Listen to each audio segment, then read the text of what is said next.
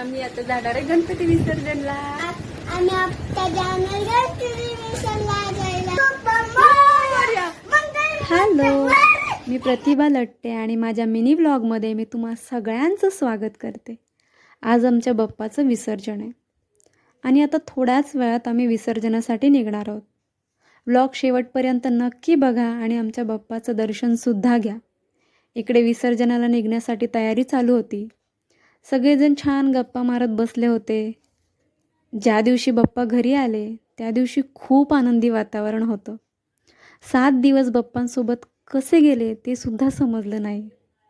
आणि आज बाप्पाचं विसर्जन म्हटलं की मन अगदी भरून येतं. हे 7 दिवस जेवढा आनंद, मजा, मस्ती, मोदक, गोडधोड हे सगळं झालं आणि आता बाप्पाला निरोपाची वेळ आली होती.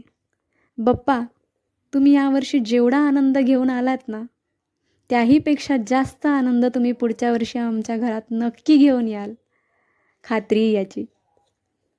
बाप्पा, तुमचा आशीर्वाद कायम आमच्यासोबत असू द्यात. तुमच्यासोबत कितीही बोललं ना तरी बोलणंच संपत नाही आणि मनही भरत नाही. बाप्पा, आमच्या ऋदूचं फोटोशूटमुळे थोडंसं लेट झालं होतं. रडणं चालू होतं, मला पण येऊ द्या. एकतर फटाके वाजवायला एवढं आवडतं आणि फटाक्यांचा आवाज आला की आम्हाला भीती पण वाटते. मला फटाके फोडायचेत म्हणून त्याची रडारड चालू होती.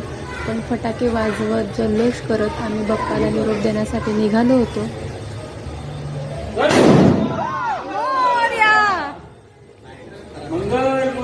मोरया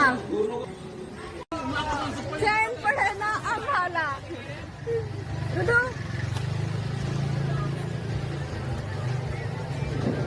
असं कर.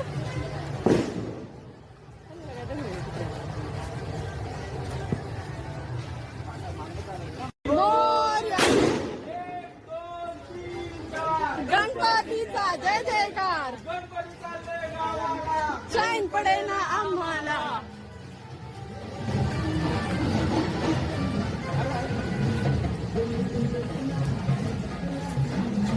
काय